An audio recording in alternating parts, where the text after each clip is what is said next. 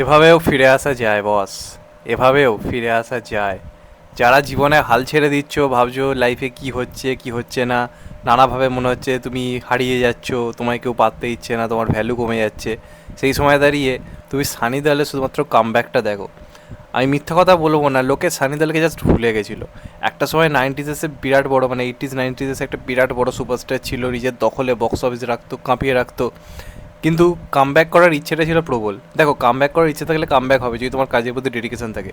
আজকে গোবিন্দা কেন কামব্যাক করতে পারছে না? কারণ গোবিন্দার সেই ডেডিকেশনটা নেই। সবাই বলে আমি কাজ পাচ্ছি না, কাজ পাচ্ছি না। ভাই সানি দেওয়াল তো মানে টোটাল ওয়েস্ট, মানে তার কথা কেউ মনেই রাখেনি, সবাই ভুলে গেছিলো। সানি লিওনকে লোকে মনে রাখছিল, সানি দেওয়ালকে লোকে ভুলে যাচ্ছিল, এই ধরনের মিম তৈরি হচ্ছিল, এমন অবস্থা হয়ে গেছিলো। সেখান থেকে দাঁড়িয়ে গাদার টু না একটা নামের বসে চলে গেছে। আমার নিজেরও ভালো লাগেনি সিনেমাটা, ভালো কথা। কিন্তু আজকে যা কালেকশন করেছে না প্রথম দিনে, ভাই সিরিয়াসলি তা ভাই, মন থেকে বলছি তা ভাই। কারণ সানি দেওয়াল বলিউড থেকে জাস্ট হারিয়ে যাবে একটা অভিনেতা। মানে সে কিন্তু এমন নয় যে কোনো একটা বড় সিনেমায় সে ভিলেন হিসেবে এলো, যেমনটা ববি দেওয়ালকে নিয়ে আজকে হলো। ববি দেওয়াল একটা ভিলেন হিসেবে কামব্যাক করেছিল, সিনেমাটা বিরাট বড় কিছু ছিল, সেই কামব্যাক আমি খুশি হয়েছিলাম। কিন্তু অ্যাজ আ হিরো আজকের দিনে দাঁড়িয়ে তুমি বলো না, ওই টাইমে যারা হারিয়ে গেছিলো তাদের কার কামব্যাক হচ্ছে? সবাই তো পার্শ্ব চরিত্র করছে। যারা বড় বড় নাম তারা আজও চালিয়ে যাচ্ছে, কিন্তু ওই টাইমে যারা হারিয়ে গেছে, যেমন সুনীল শেট্টি বা তুমি দেখো এই যে সানি দেওয়ালি, এরা তো জাস্ট হারিয়ে গেছিলো, এরা তো মেন লিড পাচ্ছিল না। সেখান থেকে দাঁড়িয়ে সানি দেওয়ালের এই যে কামব্যাকটা, নিজের কাজের প্রতি ডেডিকেশন, এনার্জি, যেটা এই সিনেমা জুড়ে পুরো ফুটে উঠেছে, আজকের দর্শককে কিন্তু হলে ফেরাতে বাধ্য করলো। এবং মাস সার্কিটে আগুন লেগে গেছে, সিঙ্গেল স্ক্রিনে পাগল করে যাচ্ছে লোক। এমনিতেই সিনেমাটা বলেছিলাম যে যারা সাধারণ দর্শক, যারা অত সিনেমার মারপ্যাঁচ বোঝে না, অত কিছু দেখে সিনেমা দেখতে যায় না, যারা নর্মাল আর কি অডিয়েন্স, মাস অডিয়েন্স, তারা কিন্তু এই ধরনের সিনেমার খোঁজে ছিল। যে বলিউডে আজকে সানি দেওয়াল ফানি দেওয়াল কিন্তু হিউজ অডিয়েন্স ছিল, সেটা হারিয়ে গেছিলো, সেটা কিন্তু কোথাও গিয়ে ফিরল। এবং প্রথম দিনের কালেকশন কিন্তু মারাত্মক এসছে। আজকে এমনি সারাদিনে কিন্তু রেসপন্স যথেষ্ট ভালো ছিল, প্রতি ঘন্টায় 7,000 8,000 করে টিকিট বিক্রি হয়েছে। এবং একটা কথা ভুললে হবে না, এটা কিন্তু একটা মূলত খুব মানে নর্মাল ডে কিন্তু রিলিজ হয়েছে, বড় কোনো কিন্তু ছুটির দিনে কিন্তু রিলিজ করেনি দেখতে গেলে। তো আমার মনে হয় এই সিনেমাটা যদি রামনবমীর দিন টার্গেট করতো না, যেহেতু এখানে একটা রামনবমীর ব্যাপার রয়েছে, গানের মধ্যে এই সব কিছু রয়েছে, তো সেক্ষেত্রে আমার মনে হয় সিনেমাটা কিন্তু আরও ভয়ঙ্কর ওপেনিং নিতে পারতো। কারণ দেখো আজকে একটা নর্মাল দিনে যে কালেকশন করেছে, রামনবমীর দিন যদি আসতো, কারণ সিকান্দার তো পুরো ধসে গেছিলো ততদিনে, তো সেই সময় যদি এই সিনেমাটাকে লাগিয়ে দিত না, আই থিঙ্ক এটা আরও বড় ওপেনিং নিতে পারতো, হয়তো 20-25 কোটির ওপেনিং নিয়ে নিতে পারতো, যা দেখছি। এবং সানি দেওয়ালের এই ফ্যানবেসটা ছিল, এই অডিয়েন্সটা ছিল, মানে কেন থাকবে না? আমরা মানে আমাদের কাছে তো একটা ইমোশন, আমরা ছোটোবেলা থেকে তো তার সিনেমা দেখেই বড়ো হয়েছি। মানে তার সিনেমা দেখে আমাদের দুপুর কাটতো একটা টাইমে, প্রত্যেক দিন কিছু না কিছু সানি দেওয়ালের সিনেমা দেখতো, আমাদের বাড়ির বড়রা দেখাতো যে ভাই সানি দেওয়ালের সিনেমা, মজা আসতো ভাই।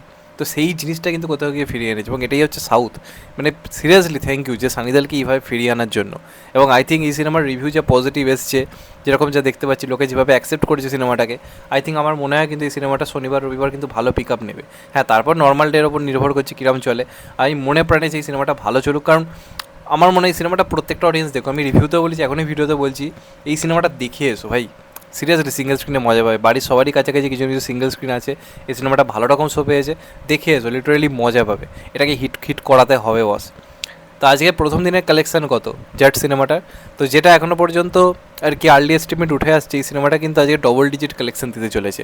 মানে ওই 6 কোটি 7 কোটি এই রেঞ্জে নয়, তার থেকে অনেক বেশি কালেকশন করছে। সবাই প্রেড করেছিল 7 থেকে 8 কোটি হয়তো হবে। তো অলরেডি আজকে সন্ধে মোটামুটি 7টা 8টার যে রিপোর্ট বলছে, তাতেই অলরেডি প্রায় 9 কোটি হয়ে গেছে আর্লি এস্টিমেট আর কি। আর আজকে রাত্রির মানে রাত্রির 8টা থেকে 11টা অব্দি যে শোগুলো, সেগুলো কিন্তু বক্স অফিস এখন অব্দি অ্যাড হয়নি, এবং সেখানে রেসপন্স কিন্তু দারুণ। তো আজকের কিন্তু সারাদিনে বিকেল থেকে কিন্তু পিক আপ নিয়েছি সিনেমাটা, এবং আজ কিন্তু যেটা ধারণা করা যাচ্ছে, মোটামুটি কিন্তু 11 থেকে 12 কোটির কিন্তু ওপেনিং নিতে চলেছে।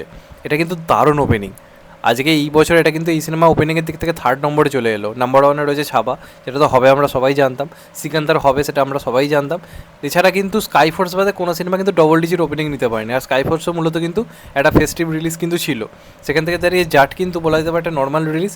সেদিক থেকে দেখতে গেলে 11 থেকে 12 কোটি যে ওপেনিং কালেকশানটা যথেষ্ট ভালো। তবে সিনেমাটার বাজেট 100 কোটি, সিনেমাটাকে মিনিমাম মানে হিট হতে গেলে 120 কোটির মতো বিজনেস করতেই হবে। 150 কোটি হলে সুপার হিট হবে, 200 কোটি হলে ব্লকবাস্টার হবে। তো দেখা যাক, মন থেকে চাই এই সিনেমাটা সত্যি চলুক, হিট হওয়া খুব উচিত এই সিনেমাটা আমার কোথাও গিয়ে মনে হয়। কারণ সানি দেওয়াল সত্যি বয়সে দাঁড়িয়ে জান প্রাণ লড়িয়ে দিয়েছে। একটা সময় সে আমাদের ছোটোবেলা রঙিন করেছে, আজকে আমাদেরও তো উচিত তার পাশে এসে দাঁড়ানো, সে আজকে এই বয়সে দাঁড়িয়ে তো এরকম সিনেমা করার রিস্ক নিয়েছে, অনেক ক্ষতি হতে পারতো। যে মানে বয়সে দাঁড়িয়ে করছে, যেভাবে নিজের অ্যাকশান করেছে, সোয়াগ দেখেছে, অনেক ক্ষতি হতে পারতো নিজের শরীরে, কিচ্ছু তোয়াক্কা করেনি, করেছে। তো আমাদেরও মনে হয় কোথাও গিয়ে তার পাশে আজকে দাঁড়ানো উচিত।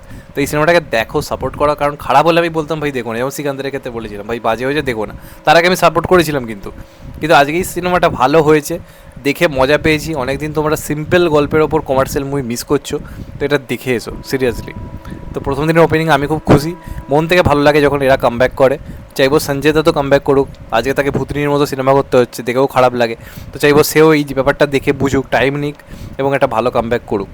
তো দেখা যাক, এটাই ছিল আমার বক্তব্য। তোমাদের কি মনে হয় কমেন্ট করে অবশ্যই জানিও। চ্যানেলটা নতুন হলে চ্যানেলটা সাবস্ক্রাইব করে দিও and get the bell icon. ভালো থেকো সবাই, টেক কেয়ার, নমস্কার, আবার দেখা হবে। এখন তো বাই, সবাই ভালো থেকো, সুস্থ থেকো, টেক কেয়ার, নমস্কার, আবার দেখা হবে, ভালো থেকো।